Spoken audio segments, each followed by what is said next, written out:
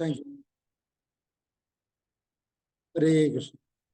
ജയോ രാധാ മാധവ ജയോ കുഞ്ച ബിഹാരി ജയോ രാധ മാധവ ജയോ കുഞ്ച ബിഹാരി ജയ ഗോപീ ജനവല്ലഭ ജയോ ഗിരിവരധാരി ജയോ ഗിരിവരധാരി ജയ ഗോപീ ജനവല്ലഭ ജയോ ഗിരിവരധാരി ജയോ ഗിരിവരധാരി ജയോ യശോദാനന്ദന ജയോ വ്രജനരഞ്ജന ജയോ യശോദാനന്ദന ജയോ വ്രജനരഞ്ജന ജയ യമുന തിരവനചാരി ജയോ കുഞ്ച ബിഹാരി ജയോ യമുന തിരവനചാരി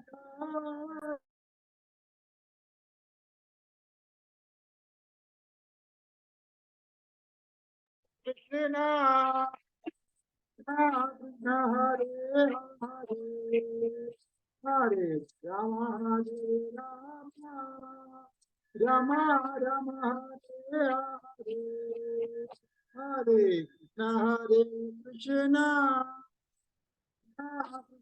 Krishna Hare Hare Hare Rama Hare Rama Rama Rama Hare Hare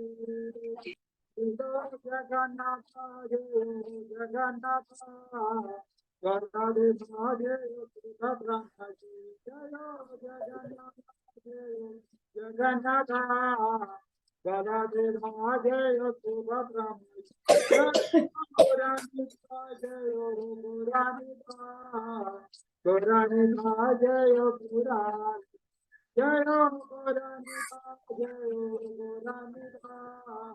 Goranitha Jaya Goranitha Jaya Jaya Prabhupada Prabhupada Prabhupada Jaya Jaya Prabhupada Jaya Jaya Prabhupada Prabhupada Prabhupada Jaya Jaya Prabhupada Jaya Jaya Gurudev Gurudev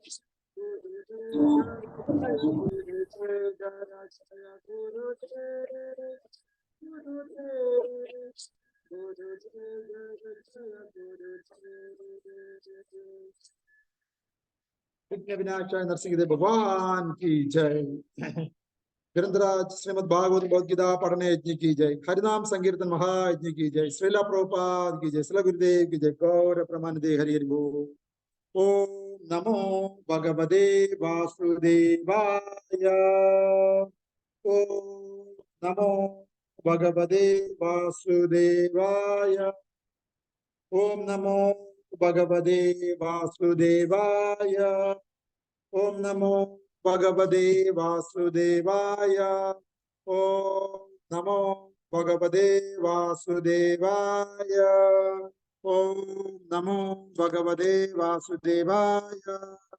नारायणं नमस्कृत्यं नरं चैव नरोत्तमं देवीं सरस्वतीं व्यासं ततो जयमुदीरये। नष्टप्रायेषु भद्रेषु नित्यं भागवत सेवया भगवते अत्युत्तमश्लोके भक्तिर्भवति नैष्ठिकी। मूगं करोति वाचालं पङ्गुं लङ्घयते गिरिं यत्कृपातमहं वन्दे श्री गुरु दीनदारिणं परमानन्दमाधवं श्रीचैतन्यमीश्वरम्। हरे कृष्ण। കേൾക്കാമോ? എല്ലാവർക്കും കേൾക്കാമോ? ഹരേ കൃഷ്ണ. കേൾക്കാമോ പ്രഭു? Thank you. നമ്മൾ ശ്രീമദ് ഭാഗവതത്തില് 1-ാമത്തെ സ്കന്ധം അവതാരിക മുതൽ പഠിച്ചു വരികയാണ്. കഴിഞ്ഞ ദിവസങ്ങളിൽ അവതാരികയിൽ 47-ാമത്തെ പേജിലെ ആദ്യത്തെ പാരഗ്രാഫ് വരെ വായിച്ചിരുന്നു. ഇന്ന് നമ്മൾ 2-ാമത്തെ പാരഗ്രാഫ് മുതൽ കണ്ടിന്യൂ ചെയ്യാൻ പോവുകയാണ്. ഞാൻ വായിക്കാം, ഭക്തജനങ്ങൾ കേൾക്കുക. ബ്രഹ്മസാക്ഷാത്കാരത്തിലോ ഈശ്വരനിൽ ലയിച്ചു ചേരുന്നതിലോ, അതായത് സായുജ്യമുക്തി അനുഭവവേദ്യമാകുന്നതിലും ഉയർന്ന പരമാനന്ദത്തിന് ഉറവിടമാണ് ഭഗവത് ലീലകളുമായുള്ള അതീന്ദ്രിയ ബന്ധം. ഇപ്രകാരം അല്ലായിരുന്നു എങ്കിൽ ബ്രഹ്മസാക്ഷാത്കാരത്തിന്റെ അതീന്ദ്രിയ പരമാനന്ദം ആസ്വദിക്കുന്നവർ ഭഗവാന്റെ അതീന്ദ്രിയ ലീലകളാൽ ആകൃഷ്ടരാകുമായിരുന്നില്ല. അനന്തരം മഹാപ്രഭുവിന്റെ ഭക്തജനങ്ങൾ മഹാപ്രഭുവും പ്രകാശാനന്ദ സരസ്വതിയും ഉൾപ്പെടെയുള്ള എല്ലാ സന്യാസിമാരെയും ക്ഷണിച്ചുകൊണ്ട് ഒരു മഹായോഗം വിളിച്ചുകൂട്ടി. ഇരു പണ്ഡിതരും, അതായത് ശ്രീ ചൈതന്യ മഹാപ്രഭുവും പ്രകാശാനന്ദ സരസ്വതിയും സങ്കീർത്തന പ്രസ്ഥാനത്തിന്റെ ആത്മീയ മൂല്യങ്ങളെ കുറിച്ച് സുദീർഘമായ പ്രഭാഷണം നടത്തി. അതിന്റെ രത്ന ചുരുക്കം താഴെ പ്രസ്താവിച്ചിരിക്കുന്നു. വേദാന്ത സൂത്ര അധ്യയനത്തെക്കാൾ മഹാപ്രഭു സങ്കീർത്തന പ്രസ്ഥാനത്തിന് പ്രാധാന്യം നൽകാൻ കാരണം എന്താണെന്ന് മായാവാദ സന്യാസിമാരിൽ പ്രധാനിയായ പ്രകാശാനന്ദ സരസ്വതി ആരാഞ്ഞു. ഒരു സന്യാസിയുടെ കർത്തവ്യമാണ് വേദാന്ത സൂത്ര പഠനമെന്ന് അദ്ദേഹം അഭിപ്രായപ്പെട്ടു. സങ്കീർത്തന പ്രസ്ഥാനത്തിൽ ആസക്തനാകാൻ മഹാപ്രഭുവിനെ പ്രേരിപ്പിച്ച ഘടകം എന്താണെന്നും അന്വേഷിച്ചു. പ്രകാശാനന്ദ സരസ്വതിയുടെ ഈ അന്വേഷണ അനന്തരം മഹാപ്രഭു വിനയപൂർവ്വം ഇപ്രകാരം പ്രതിപദിച്ചു: ഒരു മഹാമൂഢനാകയാൽ ഞാൻ വേദാന്ത പഠനത്തിന് പകരം സങ്കീർത്തന പ്രസ്ഥാനം സ്വീകരിച്ചു. വേദാന്ത പഠനത്തിന് യോഗ്യതയില്ലാത്ത യുഗത്തിലെ അസംഖ്യ മൂഢന്മാരിൽ ഒരാളായി മഹാപ്രഭു ഇപ്രകാരം സ്വയം ചിത്രീകരിച്ചു. വേദാന്ത പഠനത്തിൽ മൂഢന്മാരുടെ ഇടപെടൽ കാരണം സമൂഹത്തിൽ കോട്ടം സംഭവിച്ചിട്ടുണ്ട്.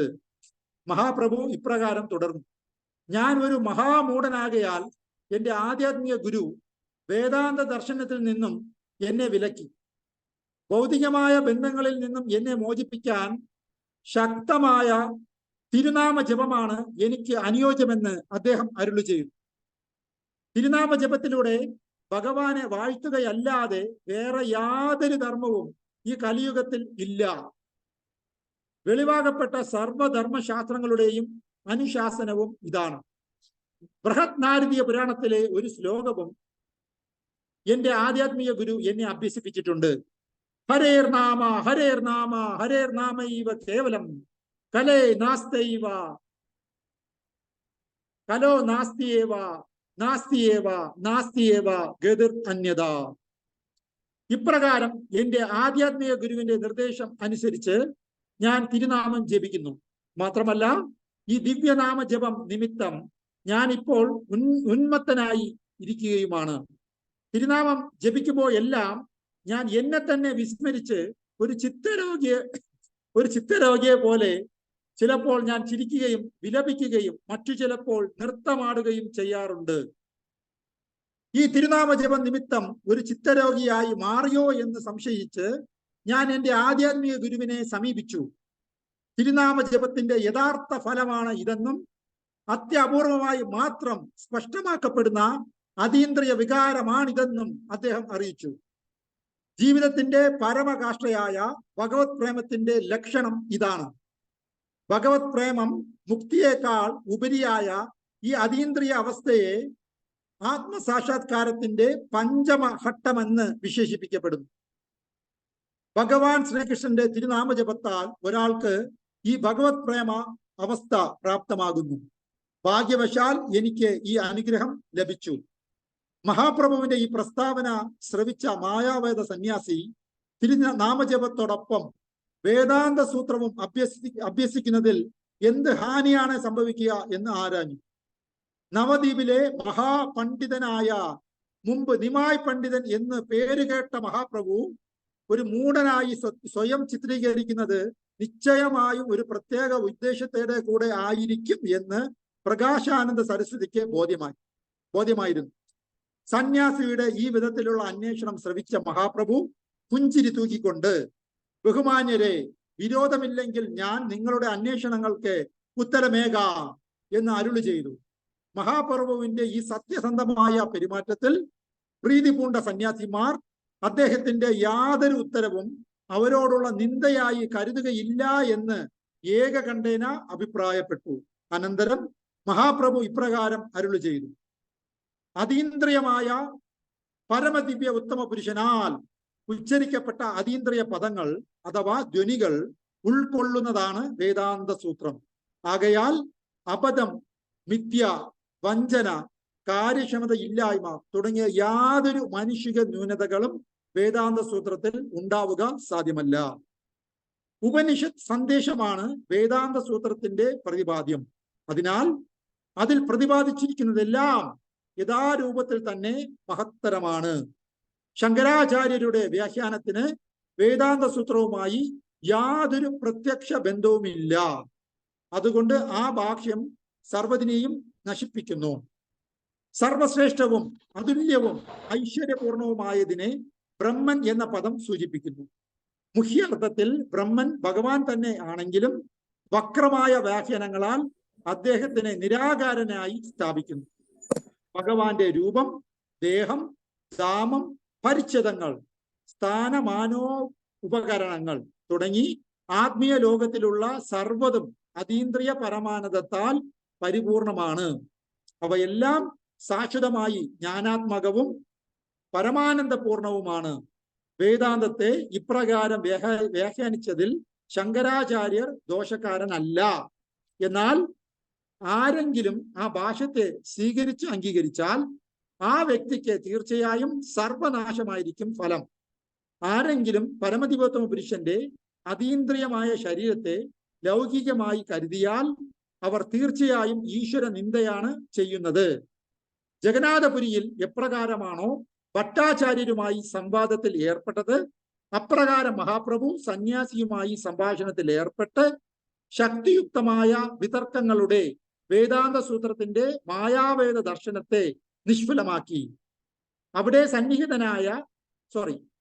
സന്നിഹിതരായ സർവസന്യാസിമാരും മഹാപ്രഭു സാക്ഷാൽ വേദാന്തമൂർത്തിയും പരമദിവ്യ ഉത്തമ പുരുഷൻ തന്നെയുമാണെന്ന് ഉറപ്പിച്ചു പറഞ്ഞു. എല്ലാ സന്യാസിമാരും ഭക്തിമാർഗത്തിലേക്ക് പരിവർത്തനം ചെയ്യപ്പെടുകയും ഭഗവാൻ ശ്രീകൃഷ്ണന്റെ തിരുനാമം സ്വീകരിച്ച് അംഗീകരിക്കുകയും ചെയ്തു. അതിനുശേഷം മഹാപ്രഭു അവരോട് ഒന്നിച്ച് പ്രസാദം ഭക്ഷിക്കുകയും ചെയ്തു. സന്യാസിമാരുടെ ഈ മാനസിക പരിവർത്തനത്തിന് ശേഷം വാരണാസിയിൽ മഹാപ്രഭുവിന്റെ പ്രശസ്തി വാനോളം ഉയരുകയും ആയിരക്കണക്കിന് ജനങ്ങൾ മഹാപ്രഭുവിനെ നേരിട്ട് ദർശിക്കുവാൻ എത്തിച്ചേരുകയും ചെയ്തു. ഇപ്രകാരം മഹാപ്രഭു ശ്രീമദ് ഭാഗവത ധർമ്മത്തിന്റെ അടിസ്ഥാന പ്രാധാന്യം സ്ഥാപിക്കുകയും മറ്റു ആത്മീയ സാക്ഷാത്കാര സമ്പ്രദായങ്ങളെ പരാജയപ്പെടുത്തുകയും ചെയ്തു. അനന്തരം വാരണാസിയിലെ എല്ലാ ജനങ്ങളും അതീന്ദ്രിയ സങ്കീർത്തന പ്രസ്ഥാനത്തിൽ നിമജ്ജിതരായി. മഹാപ്രഭു വാരണാസിയിൽ വസിക്കുന്ന കാലം സനാതന ഗോസ്വാമിയും ഔദ്യോഗിക ജീവിതത്തിൽ നിന്ന് വിരമിച്ച് അവിടെ എത്തിച്ചേർന്നു. ബംഗാളിൽ നവാബ് ഹുസൈൻ ഷായുടെ ഗവൺമെന്റിൽ സംസ്ഥാന മന്ത്രിമാരിൽ ഒരാളായിരുന്നു അദ്ദേഹം സേവനത്തിൽ നിന്നും വിരമിക്കുന്നതിൽ ഹുസൈൻ ഷാ വൈമനസ്യം കാട്ടുകയാൽ ഔദ്യോഗിക സേവനത്തിൽ നിന്നും വിടവാങ്ങാൻ അദ്ദേഹത്തിന് അല്പം പ്രയാസം നേരിടേണ്ടി വന്നു. എങ്കിലും അദ്ദേഹം വാരണാസിയിൽ എത്തിച്ചേരുകയും മഹാപ്രഭു അദ്ദേഹത്തെ ഭക്തിയുക്ത സേവന തത്വങ്ങൾ അഭ്യസിപ്പിക്കുകയും ചെയ്തു. അതിനുശേഷം ജീവസത്തയുടെ സ്വാഭാവിക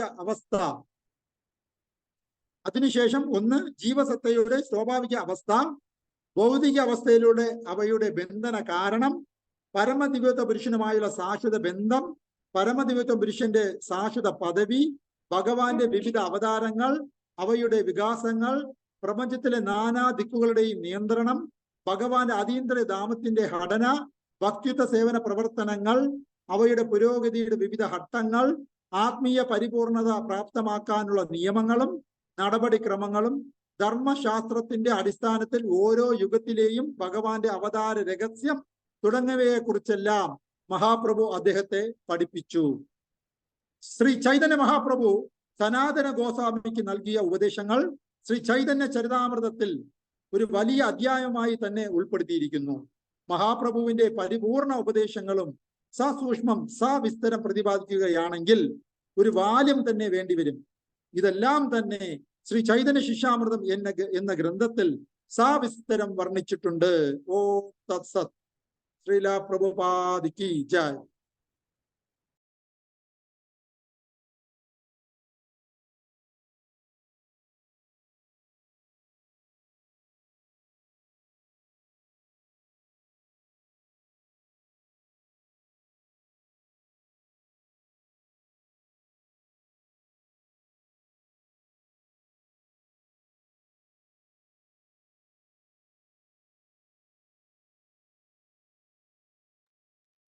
ഓമജ്ഞാനതിമിരാന്തസ്യ ജ്ഞാനാഞ്ജനാശലാകയ ചക്ഷുരുമിലിതം യേന തസ്മൈ ശ്രീ ഗുരുവേ നമഃ.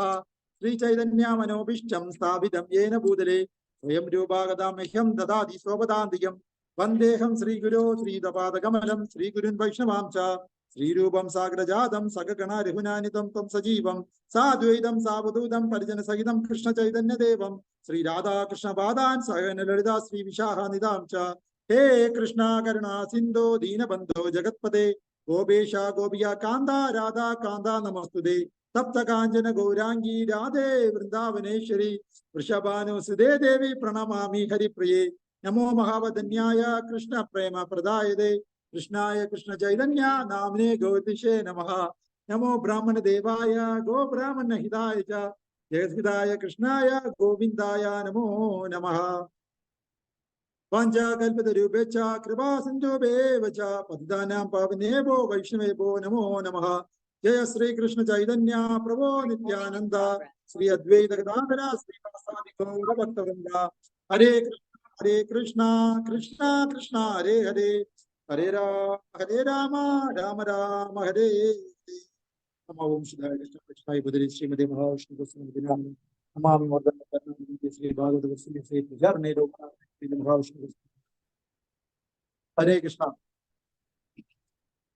പ്രിയപ്പെട്ട ഭക്തജനങ്ങളെ, ഭഗവാന്റെ കൃപ കൊണ്ട് ഇന്ന് നമ്മൾ ശ്രീമദ് ഭാഗവത അവതാരികയിലെ കുറെ ചാപ്റ്ററുകൾ കുറെ പാരഗ്രാഫുകൾ നമ്മൾ കഴിഞ്ഞു. ഇന്ന് അതിന്റെ ബാക്കിയായിട്ടുള്ള കുറച്ച് ഭാഗമാണ് നമ്മൾ വായിച്ചത്. വോയിസ് ക്ലിയർ ആണല്ലോ അല്ലേ?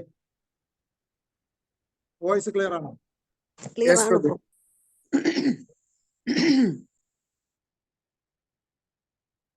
അപ്പൊ ഇന്ന് ആദ്യത്തെ പാരഗ്രാഫിൽ നമ്മൾ വായിച്ചത് പറഞ്ഞിരിക്കുന്നത് ബ്രഹ്മസാക്ഷാത്കാരത്തിനേക്കാളും, അതായത് ബ്രഹ്മസാക്ഷാത്കാരം ഈശ്വരനിൽ ലയിച്ചു ചേരുന്ന മോക്ഷമുണ്ട്. അതിലൊന്നാണ് മോക്ഷങ്ങൾ പലവിധമുണ്ട്. അതിലൊന്നാണ് സായുജ്യമുക്തി എന്ന് വെച്ചാൽ ഭഗവാനുമായിട്ട് ലയിച്ചു ചേരുന്ന മുക്തി. ബാക്കി ഏത് മുക്തിക്കും തിരിച്ച് ഭഗവാന്റെ ലോകത്ത് നിന്നും താഴോട്ട് പതിക്കത്തില്ല. എന്നാൽ സായുജ്യമുക്തി, ഭഗവാനിൽ ലയിച്ചു ചേരുന്ന മുക്തിയായ സായുജ്യമുക്തിയിൽ മാത്രമേ പതനം സംഭവിക്കാൻ ചാൻസ് ഉള്ളൂ. അപ്പൊ ആ സായുജ്യമുക്തി എന്ന് പറയുന്നതിനേക്കാളും എത്രയോ ഉപരിയാണ് ഭഗവാന്റെ അതീന്ദ്രിയ ലീലകളുമായിട്ട് ബന്ധപ്പെട്ടുള്ള ആ ബന്ധം എന്നുള്ളത് മറ്റുള്ള 4 മുക്തികൾ എന്ന് ഇവിടെ ഈ പാരഗ്രാഫിൽ പറഞ്ഞിരിക്കുന്നു. എന്താണ് അതിന് കാരണം? കാരണം ബ്രഹ്മ സാക്ഷാത്കാരത്തിൽ ലയിച്ചിട്ടുള്ള ഒരുപാട് ആൾക്കാർ, ഇവൻ നമ്മുടെ വ്യാസദേവൻ, അതല്ല സനക സനാതന സനത്കുമാർ മഹർഷിമാർ, ഇവരെല്ലാം ബ്രഹ്മവാദികളായിരുന്നു. എന്നാൽ ഭഗവാന്റെ പാദകമലങ്ങളിൽ സമർപ്പണം ചെയ്ത തുളസിയുടെ ഗന്ധം മൂക്കില് അടിച്ചപ്പോൾ ഉണ്ടായ റിയലൈസേഷനുമായിട്ട് ബന്ധപ്പെട്ടാണ് അവർ പിന്നെ ഭഗവത് സാക്ഷാത്കാരത്തിലേക്ക് ഉയർത്തപ്പെട്ടു. അപ്പൊ ഭഗവത് സാക്ഷാത്കാരം എന്ന് പറയുന്നത് ബ്രഹ്മ സാക്ഷാത്കാരത്തിനേക്കാളും ഉപരിയായ അവസ്ഥ തന്നെയാണ് എന്നാണ് ഈ പാരഗ്രാഫിൽ പറഞ്ഞിരിക്കുന്നത്. അതിന് ഉദാഹരണമായി പറയുന്നത് എത്രയോ വലിയ വലിയ ബ്രഹ്മസാക്ഷാത്കാരവാദികൾ പോലും അതിനുശേഷം ഭഗവത് സാക്ഷാത്കാരവാദികളായി മാറിയതാണ് അതിന് കാരണം. അവർക്ക് നേരത്തെ ഉണ്ടായിരുന്ന ആനന്ദത്തിനേക്കാളും കൂടുതൽ ആനന്ദം ഭഗവത് സാക്ഷാത്കാരത്തിൽ എത്തിയപ്പോൾ കിട്ടി എന്നുള്ളതിന്റെ ദൃഷ്ടാന്തങ്ങളായിട്ടാണ് ഇവിടെ പറഞ്ഞിരിക്കുന്നത്. ഇവിടെ മറ്റൊരു പാരഗ്രാഫിൽ പറഞ്ഞിരിക്കുന്നത് ശ്രീ ചൈതന്യ മഹാപ്രഭുവും പ്രകാശാനന്ദ സരസ്വതിയും ആയിട്ടുള്ള ഒരു മഹായോഗം അന്നത്തെ ഭക്തന്മാര് വിളിച്ചു കൂട്ടുകയുണ്ടായി. ഇതേപോലെ മറ്റൊരു യോഗം ജഗന്നാഥപുരി ധാമത്തിൽ വെച്ച് ഉണ്ടായിരുന്നു. അന്ന് സംസാരിച്ചത് സർവഭൗമ ഭട്ടാചാര്യരായി. ഇപ്പോ ഈ ചർച്ചയിൽ വന്നിരിക്കുന്നത് പ്രകാശാനന്ദ സരസ്വതിയാണ്. അപ്പൊ ഈ പ്രകാശാനന്ദ സരസ്വതി ആയിക്കോട്ടെ, സർവഭൗമ ഭട്ടാചാര്യർ ആയിക്കോട്ടെ, ഇവരെല്ലാം ഒരു മായാവാദി സന്യാസികളായിരുന്നു. അപ്പൊ ഈ മായാവാദി സന്യാസികളെ അന്ന് തന്നെ ശ്രീ ചൈതന്യ മഹാപ്രഭു വാദപ്രതിവാദത്തിൽ പരാജയപ്പെടുത്തുക ഉണ്ടായി എന്നുള്ളതിന്റെ ദൃഷ്ടാന്തമാണ് ഇവിടെ പറഞ്ഞിരിക്കുന്നത്. അപ്പൊ ഇവിടെ പ്രകാശാനന്ദ സരസ്വതിയുമായുള്ള ഒരു ചർച്ച സ്റ്റാർട്ട് ചെയ്യുന്നത് ശ്രീ ചൈതന്യ മഹാപ്രഭു സങ്കീർത്തന പ്രസാദനത്തിന്റെ ആത്മീയ മൂല്യങ്ങളെ കുറിച്ച് ഒരു പ്രഭാഷണം ശ്രീ ചൈതന്യ മഹാപ്രഭു നടത്തി. എന്നാൽ വേദാന്ത സൂത്രവാദിയായ, അല്ലെങ്കിൽ വേദാന്ത സൂത്ര അധ്യയനമാണ് ഏറ്റവും വലിയ കാര്യം എന്ന് പറഞ്ഞ് സങ്കീർത്തന പ്രസ്ഥാനത്തിന് വലിയ പ്രാധാന്യം കൊടുക്കാത്ത പ്രകാശാനന്ദ സരസ്വതിയും അദ്ദേഹത്തിന്റെ മായാവാദ്യ സന്യാസി ശിഷ്യന്മാരും കൂടെ അതിന്റെ കാരണം എന്ത്, വെറുതെ പാട്ടും പാടി നടന്നാൽ മതിയോ, കലിയുഗത്തിൽ വേദാന്ത സൂത്ര പഠനം ആവശ്യമില്ലേ എന്ന് ചോദിക്കുകയുണ്ടായി. ആ ചോദ്യത്തിന്റെ ഉത്തരമായി ശ്രീ ചൈതന്യ മഹാപ്രഭു പ്രകാശാനന്ദ സരസ്വതിയോട് പറയുന്നത് എങ്ങനെയെന്നാൽ, ഞാനൊരു മണ്ടനായതുകൊണ്ടാണ് ഞാൻ നിങ്ങളെപ്പോലെ ബുദ്ധിയുള്ളവർക്ക് പറ്റുന്ന വേദാന്ത സൂത്രം പഠിക്കാൻ എന്നെ കൊണ്ട് പറ്റുന്നില്ലാത്തത്. അതുകൊണ്ട് എന്റെ ഗുരു ഈ വിഷയത്തിൽ ഇടപെട്ടിട്ട് എന്റെ അടുത്ത് പറഞ്ഞു, നീ ഒരു മണ്ടനല്ലേ, അതുകൊണ്ട് നീ വേദാന്ത സൂത്രം ഒന്നും പഠിക്കണ്ട, പകരം നീ പാട്ടും പാടി നടന്നാൽ മതി, സങ്കീർത്തനം ഹരേ കൃഷ്ണ മഹാമന്ത്രം ജപിച്ച് സങ്കീർത്തനം ചെയ്ത് ഒരു ടീം ഓഫ് ആൾക്കാരെ ഒരുമിച്ച് നിർത്തി തിരുനാമ ജപം സങ്കീർത്തനം ചെയ്ത് നടന്നാൽ മതി എന്ന് പറഞ്ഞു. അപ്പൊ അതിന് കാരണം എന്റെ ഗുരുനാഥൻ എന്നെ മനസ്സിലാക്കിയിരിക്കുന്നത് ഞാനൊരു മണ്ടനാണ് എന്നതുകൊണ്ടാണ് എന്ന് സ്വയം മണ്ടനാക്കി ചൈതന്യ മഹാപ്രഭു സംസാരിക്കുകയുണ്ടായി. സ്വയം മണ്ടനാണ് എന്നുള്ള രീതിയിൽ ചൈതന്യ മഹാപ്രഭു സംസാരിച്ചപ്പോൾ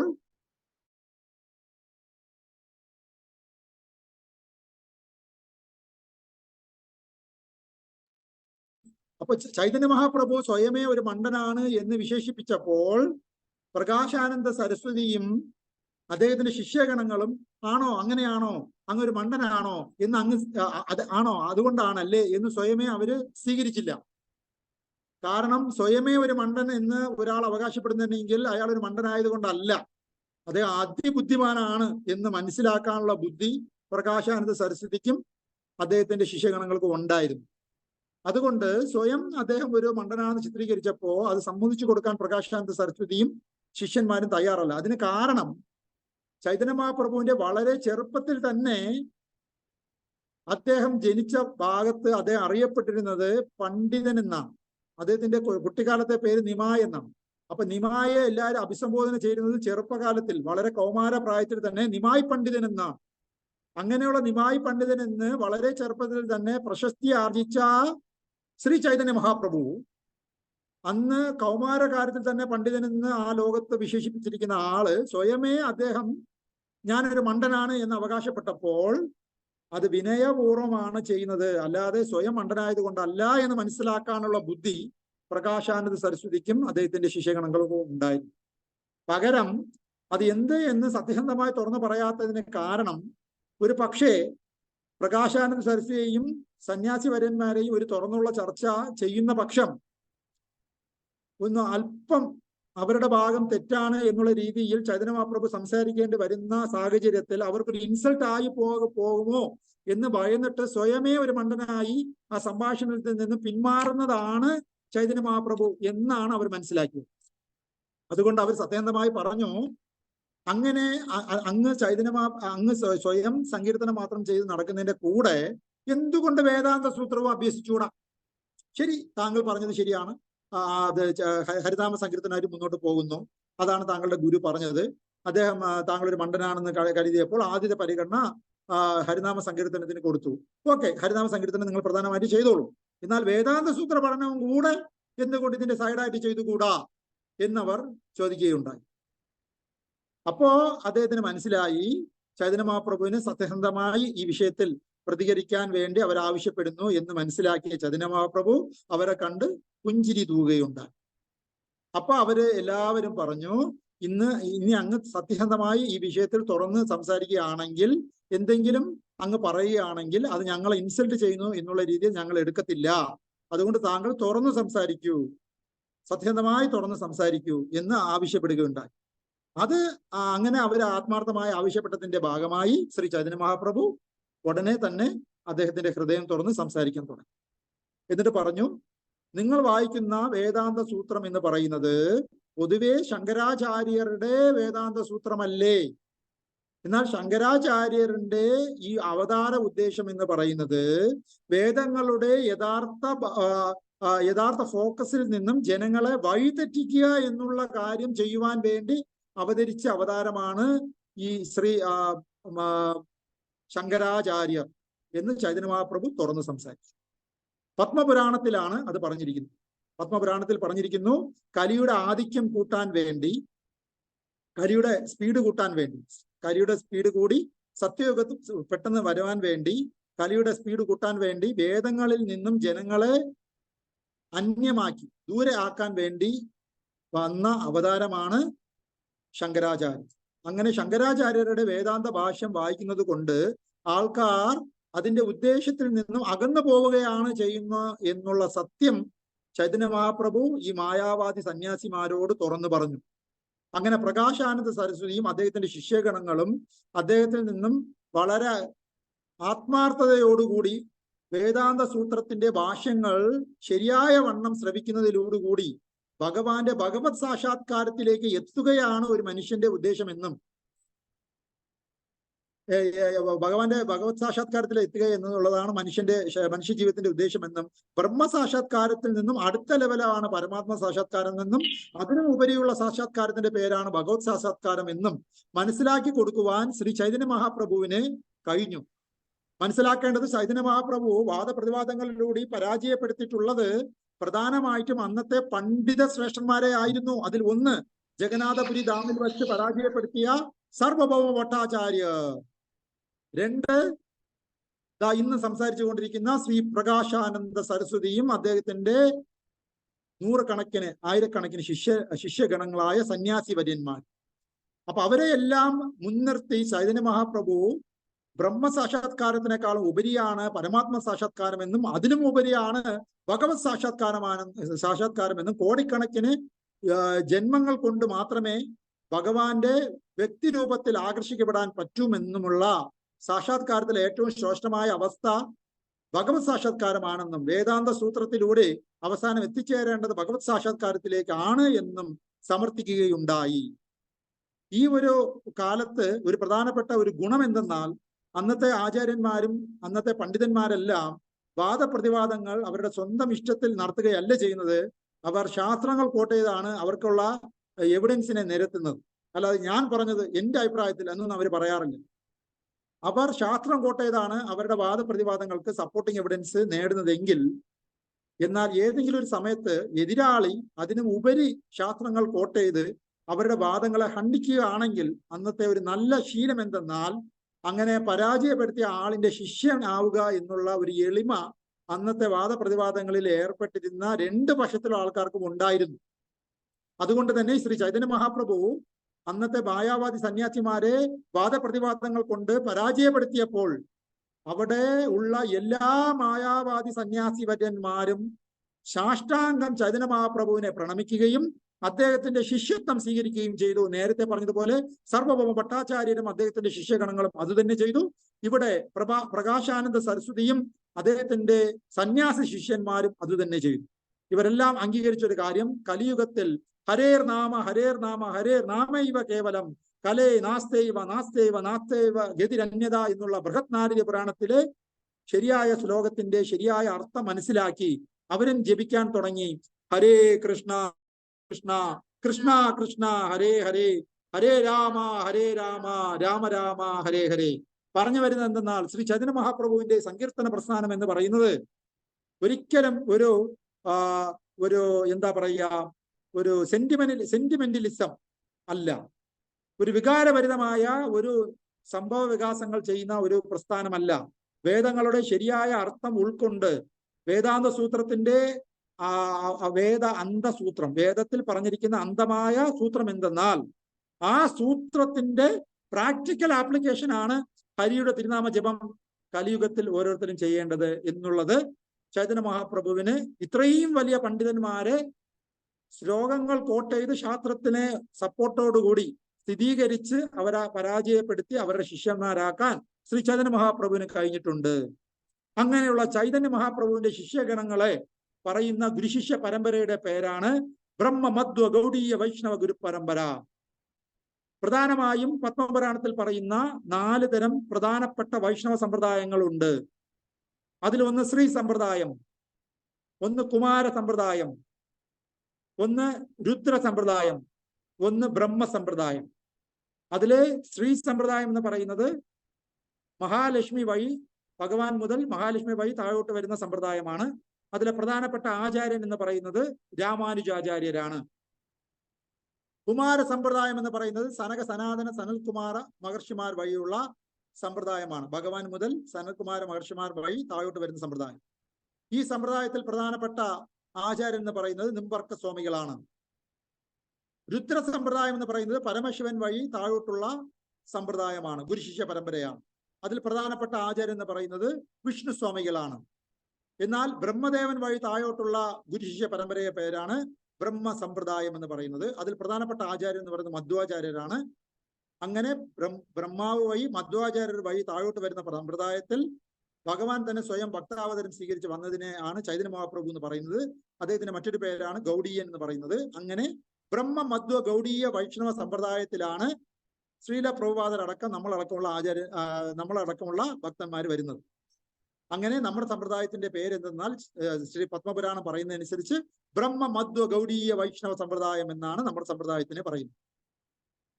ഈ ബ്രഹ്മമധ്വ ഗൗഡീയ സമ്പ്രദായം മറ്റെല്ലാ സമ്പ്രദായങ്ങളെയും മറ്റെല്ലാ അപസമ്പ്രദായങ്ങളെയും കാലക്രമത്തിൽ അവരെ ഹണ്ണിക്കുകയും ശരിയായ സത്യം ഈ ലോകത്തിന് പ്രദാനം ചെയ്യുകയും ചെയ്തു. അങ്ങനെ വിവിധ തരം വാദത്തിൽ ഒന്നായ അദ്വൈതവാദത്തിനെ ഫോളോ ചെയ്യുന്ന ആൾക്കാരുടെ മറ്റൊരു പേരാണ് മായാവാദ സന്യാസികൾ എന്ന് പറയുന്നത്. ആ മായാവാദ സന്യാസികളിൽ ശ്രീ ചൈതന്യ മഹാപ്രഭുത്വ പ്രബലരായ 2 ആചാര്യന്മാരായിരുന്നു നേരത്തെ ഞാൻ പറഞ്ഞ സർവഭൗമ ഭട്ടാചാര്യരും പ്രകാശാനന്ദ സരസ്വതിയും. ഇവരെ നേരിട്ട് തന്നെ ചൈതന്യ മഹാപ്രഭു വാദപ്രതിവാദങ്ങളോട് പരാജയപ്പെടുത്തുകയുണ്ടായി. സർവഭൗമ ഭട്ടാചാര്യരനെ ആത്മരാമ എന്നുള്ളൊരു ശ്ലോകത്തിനെ 9 തരം വ്യാഖ്യാനങ്ങളിലോടുകൂടി സർവഭൗമ ഭട്ടാചാര്യർ വ്യാഖ്യാനിച്ചപ്പോൾ അതിനെതിരെ 64 തരം വ്യാഖ്യാനങ്ങളോടുകൂടി ഹണ്ണിച്ചാണ് ചൈതന്യ മഹാപ്രഭു അദ്ദേഹത്തിനെ പരാജയപ്പെടുത്തിയത്. ഇവിടെ പ്രകാശാനന്ദ സരസ്വതിയെയും നൂറുകണക്കിന് ശിഷ്യന്മാരെയും അതേപോലെ തന്നെ അദ്വൈത ആചാര്യന്മാരായിരുന്ന അവരെ, മായാവാദികളായിരുന്ന അവരെ ചൈതന്യ മഹാപ്രഭു പരാജയപ്പെടുത്തിയിരിക്കുകയാണ്. അങ്ങനെ മായാവാദത്തിനെയും ദ്വൈതവാദത്തിനെയും മുകളിലാണ് അചിന്ത ഭേദ അഭേദ തത്വം എന്ന് ശ്രീ ചൈതന്യ മഹാപ്രഭു സമർത്ഥിക്കുകയുണ്ടായി. ഏറ്റവും അവസാനമായി എല്ലാ വാദങ്ങളെയും ഖണ്ഡിച്ച് ചൈതന്യ മഹാപ്രഭുവിന്റെ അചിന്ത ഭേദ അഭേദ തത്വമാണ് ഏറ്റവും അവസാനമായി ജയിച്ചിട്ടുള്ളത്. ആ തത്വത്തിന്റെ ഫോളോവറായി വരുന്ന നമ്മൾ ബ്രഹ്മമധ്വ ഗൗഡീയ സമ്പ്രദായത്തിന് ഉണ്ടായ ഭാഗവത്ഗീത ഭാഗവത വ്യാഖ്യാനങ്ങളാണ് ഇന്ന് ഇസ്കോൺ ഈ ലോകമാകമാനം പ്രചരിപ്പിക്കുന്ന 90ഓളം ഭാഷകളിൽ പ്രചരിപ്പിക്കുന്ന ശ്രീല പ്രഭുപാദറിന്റെ പുസ്തകങ്ങളെല്ലാം. അതുകൊണ്ട് ഈ ശ്രീല പ്രഭുപാദന്റെ പുസ്തകങ്ങൾ നമ്മൾ വായിക്കുന്ന പക്ഷം ഈ ലോകത്തിലെ പരമസത്യത്തിനെ കുറിച്ച് നമുക്ക് സന്തോഷമായിട്ട് വളരെ പെട്ടെന്ന് മനസ്സിലാക്കാൻ കഴിയുന്നതാണ്. ഹരേ കൃഷ്ണ. അങ്ങനെ ശ്രീ ചൈതന്യ മഹാപ്രഭു ഈ പ്രകാശാനന്ദ സരസ്വതിയെയും സർവഭൗമ ഭട്ടാചാര്യനെ പരാജയപ്പെടുത്തിയതിനു ശേഷം വാരണാസിയിൽ വസിക്കുന്ന കാലഘട്ടത്തിൽ ശ്രീ സനാതന ഗോസ്വാമി അദ്ദേഹത്തിന്റെ ഔദ്യോഗിക ജീവിതത്തിൽ നിന്നും വിരമിച്ച് ചൈതന്യ മഹാപ്രഭുവിനെ കാണാൻ എത്തിച്ചേരുന്നു. സനാതന ഗോസ്വാമി ആരെന്ന് ചോദിക്കുകയാണെങ്കിൽ അന്നത്തെ കാലഘട്ടത്തിലെ ഗവൺമെന്റ് ഉദ്യോഗത്തിൽ പ്രധാനമന്ത്രി പോസ്റ്റിൽ ഉണ്ടായിരുന്ന വ്യക്തിയാണ് സനാതന ഗോസ്വാമി. അവിടുത്തെ രാജാവായി വസിച്ചിരുന്നത് ആ കാലത്ത് ആ രാജ്യത്തിൽ ബംഗാളിൽ നവാബ് ഹുസൈൻ ഷായുടെ രാജധാനിയിലെ പ്രധാനമന്ത്രിയായിരുന്നു സനാതന ഗോസ്വാമി. എന്നാൽ അദ്ദേഹം ഇന്നത്തെ കാലത്ത് VRS എടുത്ത് അത് മതിയാക്കി. അതിനെ ആര് സമ്മതിച്ചില്ല? നവാബ് ഹുസൈൻ ഷാ സമ്മതിച്ചില്ല. കാരണം ഇദ്ദേഹം വളരെ ഇന്റലക്ച്വലും വളരെ എഫക്റ്റീവ് ആയിട്ടുള്ള ഒരു മന്ത്രിയായിരുന്നു.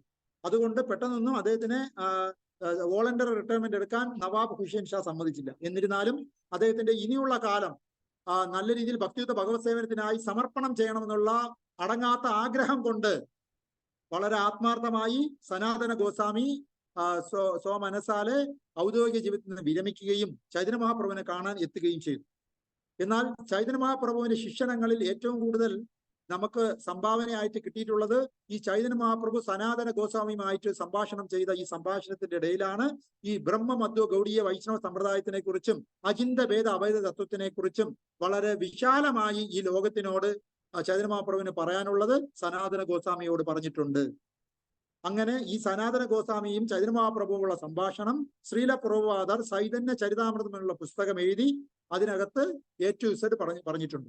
അപ്പൊ അചിന്ത്യഭേദ അഭേദ തത്വം എന്ത് എന്ന് അറിയണമെങ്കിൽ, ഈ പരമ ലോക സത്യം എന്ത് എന്ന് ഒരാൾക്ക് അറിയണം ആഗ്രഹമുണ്ടെങ്കിൽ, ബ്രഹ്മമതയോ ഗൗഡീയ വൈഷ്ണവ സമ്പ്രദായത്തിന്റെ തത്വശാസ്ത്രം എന്ത് എന്ന് അറിയണമെങ്കിൽ, വേദാന്ത സൂത്രത്തിന്റെ ചൈതന്യ മഹാപ്രഭുവിന്റെ ഭാഷ്യം എന്ത് എന്ന് ഒരാൾക്ക് അറിയാൻ ആഗ്രഹമുണ്ടെങ്കിൽ അവർ ഉടനെ ശ്രീ ചൈതന്യ ചരിതാമൃതം വളരെ സീരിയസ് ആയിട്ട് പഠിക്കേണ്ട ഒരു വിഷയമാണ്.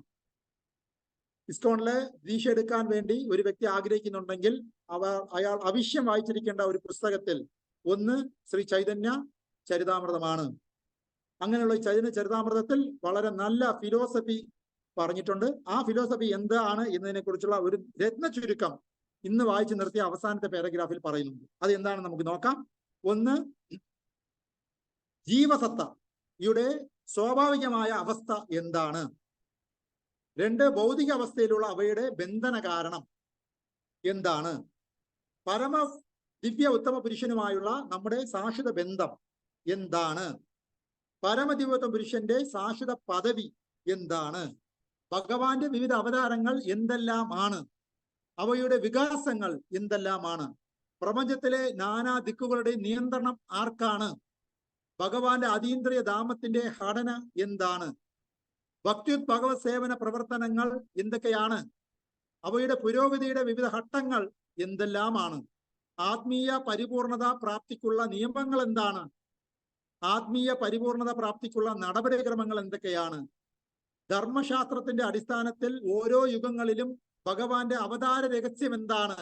ഇവയെല്ലാം കുറിച്ച് ശ്രീ ചൈതന്യ മഹാപ്രഭു സനാതന ഗോസ്വാമിയോട് കൊടുത്ത ഉപദേശങ്ങളുടെ വിസ്തരിച്ചുള്ള പ്രതിപാദ്യമാണ് ശ്രീ ചൈതന്യ ചരിതാമൃതം എന്നുള്ള പുസ്തകത്തിൽ ശ്രീല പ്രഭുപാദർ നമുക്ക് തന്നിരിക്കുന്നു.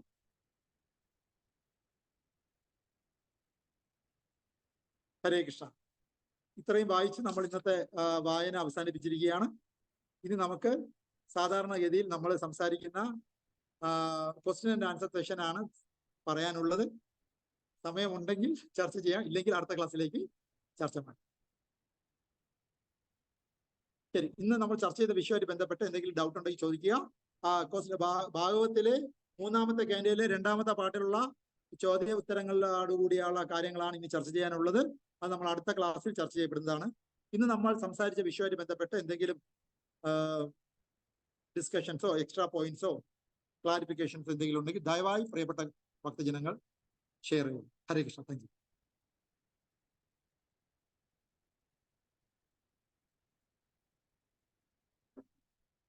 അത് ഓൺ ചെയ്തു ചോദിച്ചോളൂ.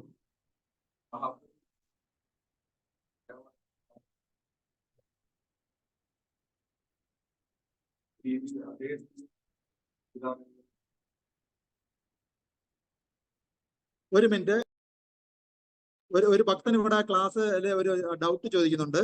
അപ്പൊ അദ്ദേഹത്തിന് ഒരു കമന്റ് പറയുന്നുണ്ട്. അദ്ദേഹത്തിന് ഞാൻ പറയുന്നത് എല്ലാവരുടെയും ഓൺലൈനിൽ വന്നവരുടെയും ശ്രദ്ധയിൽ വേണ്ടി ഞാൻ കേൾപ്പിക്കാം. ഒരു കൊടുക്കണം, അല്ലെ അത് 2 പ്രാവശ്യം പറയട്ടെ.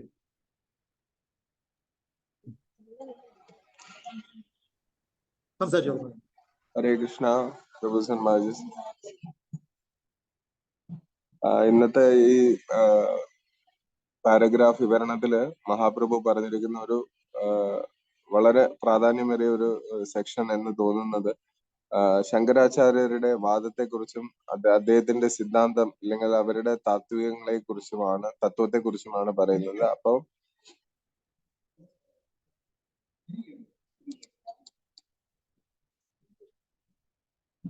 ഹരേ കൃഷ്ണ. അപ്പൊ മഹാപ്രഭു പറഞ്ഞിരിക്കുന്നത് ശങ്കരാചാര്യ സമ്പ്രദായത്തിന്റെ വഴികളെ കുറിച്ചും അതിന്റെ ഫലങ്ങളെ കുറിച്ചും ഇല്ലെങ്കിൽ അത് ഫോളോ ചെയ്യുന്നവർ, അത് പിന്തുടരുന്നവർക്ക് ഉണ്ടാകുന്ന നഷ്ടങ്ങളെ കുറിച്ചുമാണ് അതിനകത്ത് പറഞ്ഞതായിട്ട് കാണുന്നുണ്ട്. അപ്പൊ അത് വളരെ പ്രാധാന്യം, ഇന്നത്തെ പലരും ശങ്കരാചാര്യരുടെ ആദി ഗുരുവായിട്ടും അല്ലെങ്കിൽ അദ്ദേഹത്തിന്റെ ആരാധന അല്ലെങ്കിൽ അദ്ദേഹത്തിന്റെ ചിട്ടകളെ പിന്തുടരുന്നതായിട്ട് കാണുന്നുണ്ട്. പക്ഷെ അതിനകത്തുള്ള ഏറ്റവും വലിയ ദോഷം എന്താണെന്ന് മഹാപ്രഭു ഇതിനകത്ത് പറയുന്നുണ്ട്. അത് തീർച്ചയായിട്ടും പതനം സംഭവിക്കും എന്ന് പറയുന്നുണ്ട്. ഈ ഒരു പർപ്പോട്ടിനകത്ത് തന്നെ പറയുന്നുണ്ട്. അപ്പം പൊതുവെ നോക്കുമ്പോൾ ശങ്കരാചാര്യർ അവതാര പുരുഷനും ഈ പറഞ്ഞ പോലെ ഒരു എന്താ പറയാ ശൈവരുടെ ഗുരുവും ഇതെല്ലാം ശരി തന്നെയാണ്. പക്ഷെ എന്നിരുന്നാലും ഇവിടെ സിദ്ധാന്തം വെച്ച് നോക്കുമ്പോൾ ഒരു തരത്തിലും അത് ഭഗവാനുമായി ബന്ധിപ്പിക്കുന്നതല്ല, അതിലുപരി നമ്മളെ കൺഫ്യൂസ് ചെയ്യുന്നതാണ്, നമ്മളെ കുഴപ്പത്തിലേക്ക് നയിക്കുന്ന വിധത്തിലാണ് അദ്ദേഹം പ്രഭാഷണം ഇല്ലെങ്കിൽ അദ്ദേഹം ഈ പറഞ്ഞ അവരുടെ സിദ്ധാന്തങ്ങളെ ചിട്ടപ്പെടുത്തിയിരിക്കുന്നത്. അതുകൊണ്ട് എല്ലാവരും നമ്മൾ ഓരോരുത്തരും ഓർക്കേണ്ടതുണ്ട്. ഇത് ഒന്ന് ആലോചിക്കേണ്ടത് എത്ര ധൈര്യത്തോടെയാണ് ശീല പ്രഭുപാദർ ഇതിനെ പർപ്പോട്ടിൽ ഉൾക്കൊള്ളിച്ചു എന്നുള്ളതാണ്. ഇതൊരു ചെറിയ കാര്യമല്ല. ഇതൊന്നും സാധാരണപ്പെട്ട ആരും തുറന്ന് പറയാൻ വിസമ്മതിക്കുന്ന വിഷയമാണ്. പക്ഷെ അതിനെ ശീല പ്രഭുപാദർ അത്രത്തോളം അതിൽ പ്രാധാന്യമുണ്ട്, അല്ലെങ്കിൽ അത്രത്തോളം അത് സൊസൈറ്റിയിൽ ഇൻഫ്ലുവൻസ് ചെയ്യുന്നുണ്ട്, സ്വാധീനിക്കുന്നുണ്ട് എന്ന് മനസ്സിലാക്കിയാണ് അതിനെ അലേർട്ട് ചെയ്യാൻ എല്ലാവരെയും ഉദ്ഘോഷിക്കാൻ വേണ്ടിയിട്ടാണ് ശീല പ്രഭുപാദർ പർപ്പോട്ടിൽ ഇതിനെ ആഡ് ചെയ്തിരിക്കുന്നത്. അപ്പൊ ആ ഒരു ഗ്രേറ്റ് എഫേർട്ടിനെ നമ്മൾ മാനിച്ച് അതിനെ മനസ്സിലാക്കി നമ്മളുടെ വരും തലമുറകൾക്ക് അത് പകർന്നു കൊടുക്കാൻ സാധിക്കണം. ശങ്കരാചാര്യർ ആരാണെന്നും അദ്ദേഹത്തിന്റെ യഥാർത്ഥ ഉദ്ദേശം എന്താണെന്നും അതിലൂടെ നമുക്ക് നേടുന്നത് എന്താണെന്നും അതുകൊണ്ട് നമുക്കുണ്ടാകുന്ന നഷ്ടം എന്താണെന്നും പറഞ്ഞു കൊടുക്കേണ്ടത് നമ്മളുടെ ഓരോരുത്തരുടെയും കർത്തവ്യമാണ്. ഹരേ കൃഷ്ണ. എല്ലാവരും കേട്ട് കാണുമെന്ന് വിചാരിക്കുന്നു. സോറി. താങ്ക് യു ഭഗവാൻ. വളരെ നല്ലൊരു പോയിന്റാണ് താങ്കൾ പറഞ്ഞത്. തീർച്ചയായിട്ടും ശ്രീല പ്രഭുപാദർ വളരെ ഗട്സോട് കൂടിയാണ് അദ്ദേഹത്തിന്റെ വ്യാഖ്യാനത്തിനെ ഇവിടെ ചൈതന്യ മഹാപ്രഭു തള്ളിയ വിഷയം ലോകത്തിനോട് വിളിച്ചു പറഞ്ഞിരിക്കുന്നത്. നമ്മളെല്ലാവരും കേരളത്തിൽ പൊതുവെ ശങ്കരാചാര്യന്റെ ഫോളോവേഴ്സ് ആണ് കൂടുതൽ ഉള്ളത്. അവർക്ക് ഒരു പക്ഷേ ഇത് വളരെ അക്സെപ്റ്റ് ചെയ്യാൻ വളരെ ബുദ്ധിമുട്ടായിരിക്കും. പക്ഷെ അത് വാദങ്ങളിൽ അദ്വൈത വാദമാണ് ശങ്കരാചാര്യർ പറഞ്ഞത്. അതിന്റെ മാക്സിമം മുക്തി എന്ന് പറയുന്നത് സായുജ്യ മുക്തിയാണ്. എന്നാൽ 5 തരം മുക്തികളിൽ സായുജ്യ മുക്തിക്ക് മാത്രമേ പതനമുള്ളൂ. ബാക്കി 4 മുക്തിയെക്കുറിച്ച് അവർക്ക് ഒന്നും അറിയില്ല, ആ വാദത്തിൽ ഒന്നും പറയുന്നില്ല. എന്നാൽ അചിന്ത്യഭേദ അഭേദ തത്വത്തിന്റെ ഫോളോവറായ ശ്രീ ചൈതന്യ മഹാപ്രഭു കറക്റ്റായിട്ട് 5 തരം മുക്തികളിൽ മറ്റുള്ള മുക്തിയിലുള്ള ആക്ടിവിറ്റി എന്താണെന്നും മറ്റു കാര്യങ്ങളെ കുറിച്ച് വിസ്തരിച്ച് വർണ്ണിച്ചിട്ടുണ്ട്. എന്നാൽ ആ ഭാഗത്ത് ശങ്കരാചാര്യന് ഉത്തരമില്ല. അതുകൊണ്ടാണ് ആ വാദത്തിൽ പരാജയപ്പെടുത്താൻ ചൈതന്യ മഹാപ്രഭുവിന് പറ്റിയത്. 5 തരം മുക്തികളിൽ ഒരു മുക്തിയെ മാത്രമേ മായാവാദി സന്യാസിമാർ ആത്യന്തികമായി പറയുന്നുള്ളത് എങ്കിൽ മറ്റു 4 മുക്തിയെ കുറിച്ചും വളരെ ആധികാരികമായി ബ്രഹ്മമധ്യ ഗൗഡീയ വൈഷ്ണവ സമ്പ്രദായത്തിൽ അചിന്ത്യഭേദ അഭേദ തത്വത്തിന്റെ ഉപജ്ഞാതാക്കൾക്ക് പറയാൻ കഴിയുന്നത് കൊണ്ട് ആണ് അവർക്ക് പരാജയം സമ്മതിക്കേണ്ടി വന്നത്. അപ്പൊ അത് ആധുനിക യുഗത്തിൽ ശ്രീല പ്രഭുപാദർ വളരെ ഗട്സോടുകൂടി ഈ ലോകത്തിനോട് വിളിച്ചു പറയുകയും മറ്റേത് വാദത്തിനെ പരാജയപ്പെടുത്താൻ പറ്റുന്ന രീതിയിലുള്ള എവിഡൻസ് ശാസ്ത്രത്തിൽ നിന്ന് കോട്ടയിൽ തരികയും ചെയ്യുന്നത് വളരെ സന്തോഷമുള്ള കാര്യമാണ്. താങ്ക് യു ഭഗവാൻ. ഹരേ കൃഷ്ണ പ്രഭു. ഹരേ കൃഷ്ണ പ്രഭുജി. ഹരേ കൃഷ്ണ പ്രഭുജി. ഇന്ന് ക്ലാസ്സിൽ വന്നു ചേർന്ന എല്ലാ പ്രിയപ്പെട്ട ഭക്തജനങ്ങൾക്കും ആത്മാർത്ഥമായി നന്ദി പറയുന്നു. ശ്രീ ചൈതന്യ മഹാപ്രഭുവിന്റെ ഈ ലീലകളെ കുറിച്ച് അവതാരികയിൽ പറയാൻ കാരണം, ഇനി അങ്ങോട്ട് നമ്മൾ സംസാരിക്കാൻ പോകുന്ന വലിയ വിഷയങ്ങളിൽ നമ്മൾ ചൈതന്യ മഹാപ്രഭുവിന്റെ സിദ്ധാന്തമാണ് ഫോളോ ചെയ്യുന്നത് വേദാന്ത സൂത്ര വ്യാഖ്യാനത്തിന് എന്ന് നമ്മളെ ബോധ്യപ്പെടുത്താനാണ് ശ്രീല പ്രഭുപാദർ അവതാരികയിൽ തന്നെ ഈ വ്യത്യസ്ത വാദങ്ങളെ കുറിച്ച് പറയുന്നു. അപ്പോൾ വളരെ സന്തോഷം. ഭക്തജനങ്ങൾക്ക് ഇനിയുള്ള എല്ലാ ക്ലാസ്സുകളിലേക്കും സ്വാഗതം ചെയ്യും. ഹരേ കൃഷ്ണ.